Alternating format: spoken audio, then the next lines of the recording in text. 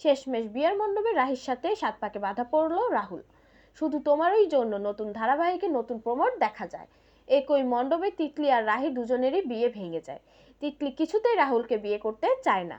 তিতলি মালাটালা সবকিছু ছিঁড়ে বিয়ের মণ্ডপ থেকে চলে যায়। রাহুল সবাইকে জানিয়ে দেয়, তিতলিকে বিয়ে না করলে তিতলি ছাড়া আমার জীবনে আর কেউ আসবে না, কেউ না। রাহুলকে বলে, রাহুল, আমাদের সম্মান বাঁচাতে হলেও রাহিকে তোমার বিয়ে করতে হবে। তবে রাহি বিয়েটা করতে চায় না, স্পষ্ট বলে দেয় বিয়েটা কোনো ছেলে খেলা নয়। কিন্তু মা বলে, বিয়েটা না করলে আমরা সমাজে মুখ দেখাতে পারবো না। রাহি সবার সামনে বলে, সমাজের ভয়ে আমরা সত্যিটা ভুলে যাব। রাহুল আমার ছোট বোন তিতলিকে ভালোবাসতো, ওর সাথে বিয়ে হতে যাচ্ছিল না।